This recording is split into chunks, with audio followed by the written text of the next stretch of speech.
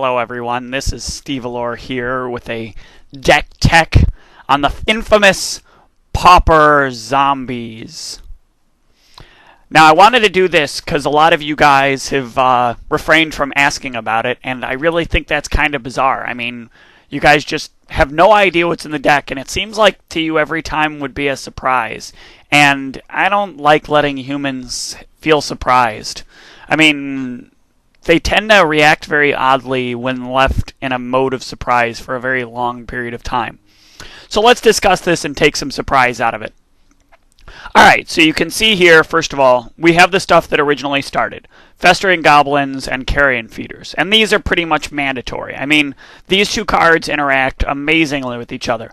Carrion Feeder eats other zombies, and when this guy stops being alive anymore, well, he's not really alive. When this guy stops being dead, he eats other people. I mean, that's a really awesome kind of zombie. Zombies that eat things even after they're dead are amazing.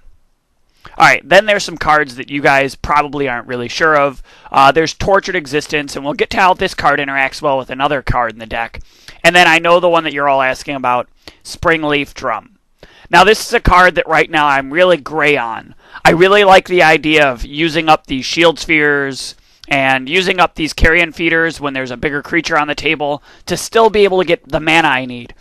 Especially in a deck like this, a deck where we don't have a lot of stuff that's really high-costed, but when we have stuff that's high-costed, it's part of, doing some form of combo. So late-turn mana seems to be important, and this provides it to us while still also allowing us a way to get early mana. Because as you've seen a few times, well, actually I don't know if you guys have seen it.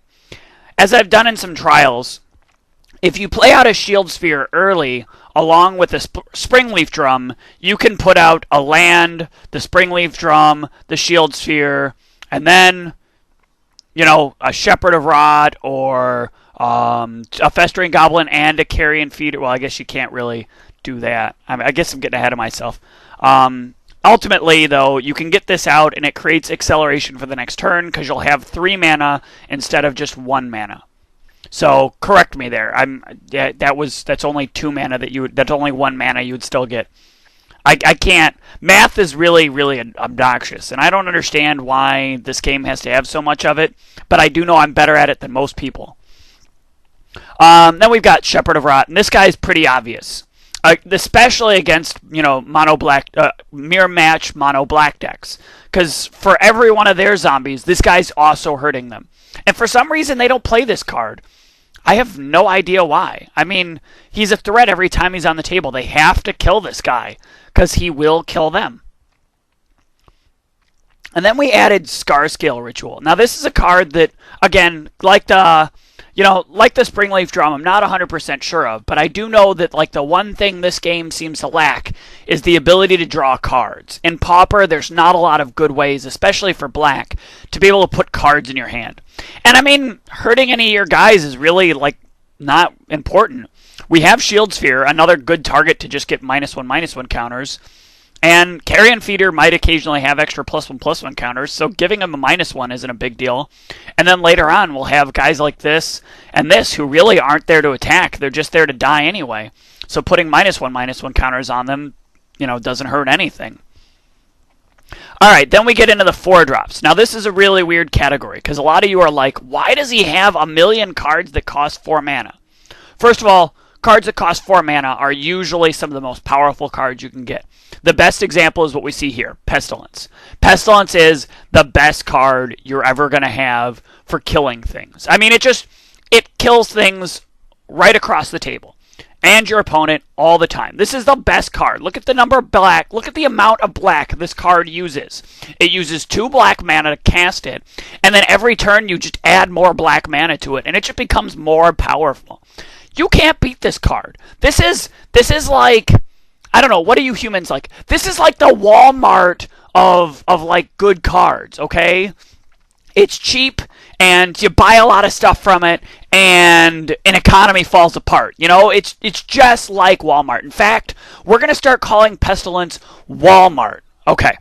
Now, then we have Grave Scrabbler. And this card is amazing when mixed with Tortured Existence. Can you see why, or do I have to explain it? See, with Tortured Existence, you get back one guy by getting rid of a guy. But when you get rid of this guy, you can pay an extra 2 and put this guy into play, and then you get back another guy. So he always gets you back 2 guys. Now, if you have one of these in your graveyard already, or even when you put this guy into the graveyard, you're always going to be able to get this guy back and then use him again to get back 2 more cards. Essentially, he gives you infinite zombies when paired with Tortured Existence. Don't know if you're aware of this or not, but when you have an overwhelming horde of the undead, nothing can stop you. Trust me, I am an expert on this subject. Nothing stops you when you have an infinite amount of undead. Now you've seen Vengeful Dead. This guy's pretty much just there to add extra pain when we start sacking away things to fester or to Carrion Feeder. It's worked out a couple of times. Usually this is just a couple of damage we need to get in here and there. But the most important out of all these 4 drop cards is Dimir House Guard. Why? That guy is terrible, most of you are asking. Who would want to sack a creature to regenerate somebody? Nobody. But that's not what we're using him for. We're using him for this transmute cost. Now you can see transmute means you pay 3 mana and you get to search for any other forecasting cost card.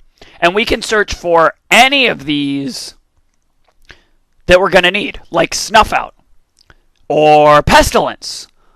So we have a huge advantage just by playing this guy. It means we're a turn slower in doing certain things, but we're always ahead of the curve because we're getting exactly what we need for the situation and not something we don't. Moving on, we have Twisted Abomination.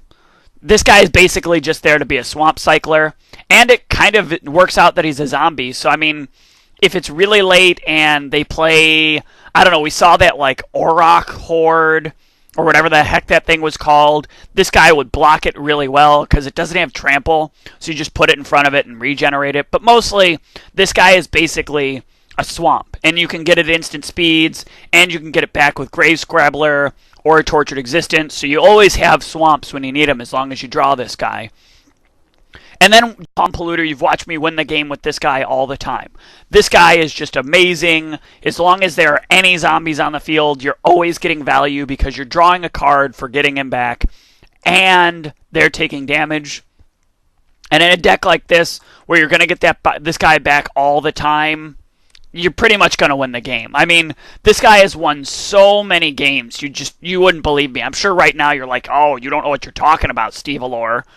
I mean, you humans say that all the time anyway. But I mean, the deck has the proof in the pudding, as you people like to say. Why the hell are you so like in love with pudding? By the way, I'll tell you what. I've experienced a lot of pudding, and most of the time, all they try to do is eat you. I mean, black pudding is like the worst. It's constantly trying to eat you, and yet I always see humans eating pudding. It seems like such a weird dichotomy. Pudding wants to eat you. You want to eat pudding. You guys got to work on that, Make it one way. Either you eat pudding or pudding eats you. Stop mixing it up. All right, the sideboard is mostly just interesting cards. We got Crypt Keeper in case they're playing a bit the same style of deck that we are. Unmake, again, for similar style decks and decks where there are black creatures that Snuff Out can't reach. Grim Affliction is here in the event that we're playing against something with a lot of tiny guys. We can move out our Snuff Outs and put in these Grim Afflictions, and then pump up our Carrion Feeders, while at the same time killing off one of their guys.